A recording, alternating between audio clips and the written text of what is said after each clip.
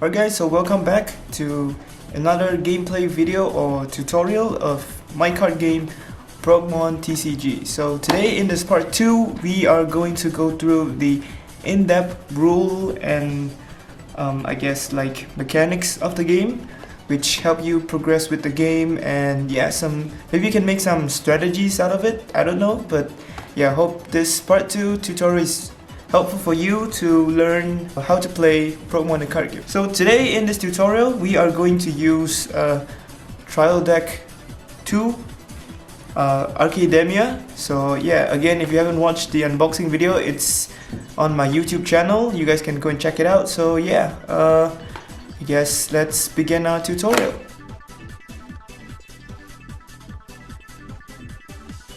Okay, so the first thing I would like to tell you guys is about downloading a Progmon to the battlefield. So during your very first turn, which is the beginning of the game, you would want to download lowest memory size Progmon onto your S memory, which is 10 GB. So I'll do it really quick.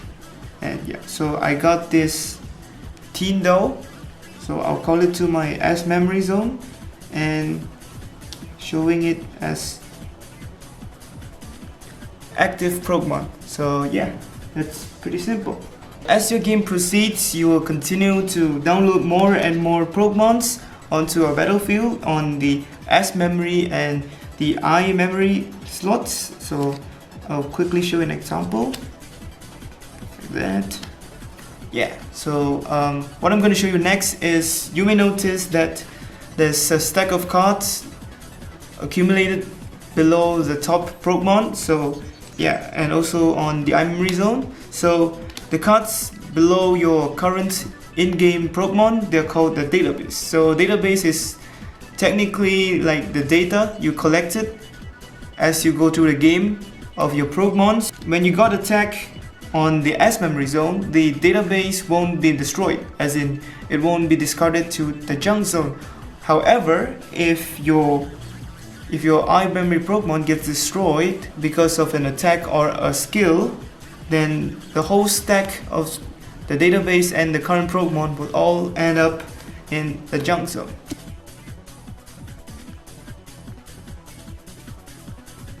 Okay, so as you guys may know, on the part 1 I've said that to download Progmons you have to follow the procedure, which is starting from 10 GB to 20 and to 30. So what happens if you don't have a 10 GB Progmon on your hand? So say for example, I only have, like, as you can see here, there's 20 and 30 GB, which basically means I don't have a 10 GB Progmon. So what I can do is I can perform a skill called failed download. So failed download basically means that you don't download your Progmon correctly, like you skip the sequence. And yeah, of course there's some side effects and some downside of it, but it helps you to proceed with the game. So the way to use failed download is, the first thing you need to do is you have to show your hand to your opponent as such, reveal all your cards to your opponent. Yeah, make sure they see it. And then next thing you're gonna do is you're gonna choose one card from your hand and discard it. Any card will do. So after you perform this, then you can call, say for example I use 10 dude and I'll download it to the S memory slots. So you may think that, oh, I've already downloaded a stronger and higher memory size Progmon without starting with 10 GB. Well, that's not really the case, because there is some downside and restrictions for failed download. So first restriction of the failed download is, if this Progmon is summoned to the battlefield using failed download, the power will become half. So as you guys can see, 10 dude has 1000 power. So because it's been downloaded to the battlefield using failed download, the power will only become 500, and you can't download a higher memory size Progmon on top of this Progmon. Yeah, so that's basically like a huge disadvantage if you can't normal download a Progmon to the battlefield.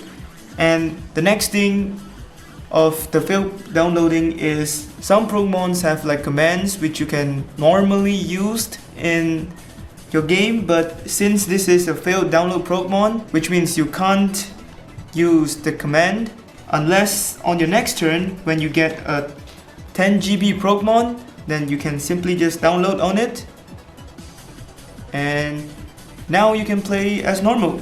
You can download more Progmon on top, like 20 GB and 30 and so on, because now you finally get a 10 GB Progmon to start with, and it's a normal and I would say a proper download. So that means you can proceed with the game normally without the restrictions of the failed download anymore.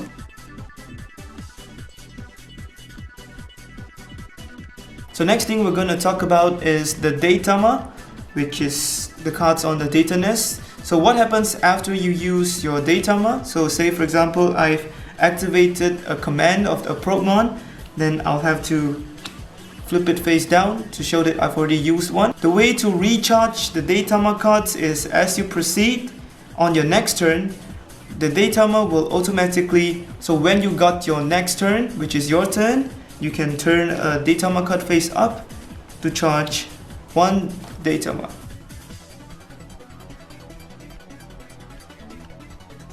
As you take damage from your opponent's Progmon, like your S memory slot Progmon gets direct attack hits from your opponents, your overload level will increase by 1 or 2 depending on the number of attack you got hit. And once the overload level reaches level 6, a hidden restriction will be activated, which is one of your iMemory slots will be disabled. So say for example now I already get overload level 6. You need to choose one of your iMemory slots to disable it, and any cards on top, including the database, will all be discarded to the junk pile. So as long as your overload level is level 6 or above, you can only use one iMemory slots. However, if you manage to reduce your overload level back to 5, 4, 3, 2, 1, or as long as it's lower than 6, then you can use your iMemory slots, both of your iMemory slots again.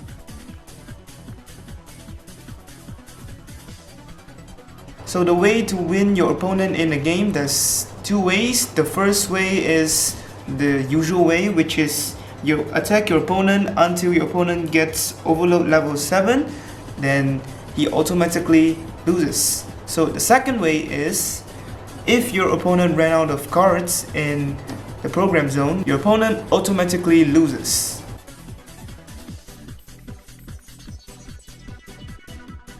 So the next thing I would like to introduce with you guys, it's called Perfect Download. So Perfect Download is a special command owned by some selected Progmons, which are able to unlock special abilities to improve your strategy of your game. So the way to activate the skill is that, as you guys can see on top here, it says via Tendu. So the way to activate it is pretty simple. All you have to do is to download the Progmon card, which has the Perfect Download ability on top of the featured Progmon. So say for example here, Ninterror, it has the icon of Perfect Download and it says via Tendu. All you have to do to activate Ninterror's Perfect Download is to download it right on top of Tendu. And after that, you're able to use the Perfect Download ability written on top of your card.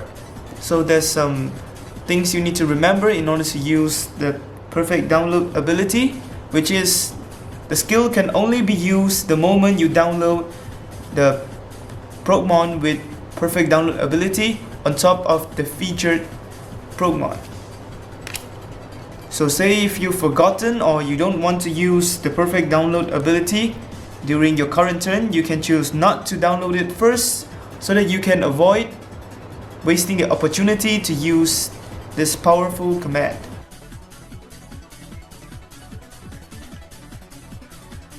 To build your deck, you need to have a deck with 50 cards, including your 5 Datama cards here, and 45 monsters and item cards. So for your deck, you can only have 4 copies of the same cards as you guys can see here, and only 14 item cards, which is what I'm showing you here. Yeah, these are the item cards. You can only have 14 item cards in total in your deck and 4 copies of the same cards in your deck. So this rule also applies to alternative print cards or reprint cards, which you'll get in the future booster pack and stuff.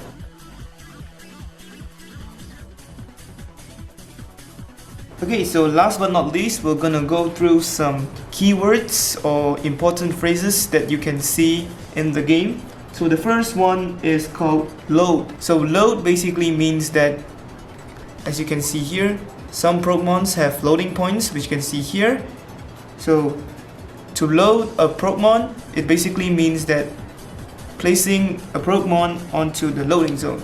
And based on the number of the loading points you place on the loading zone for the number of turns equal to the loading points. The next is the word insert. So insert basically just means that using your item card. So when you use an item card, you just say you want to insert this card and just use the ability. Lastly is the word delete.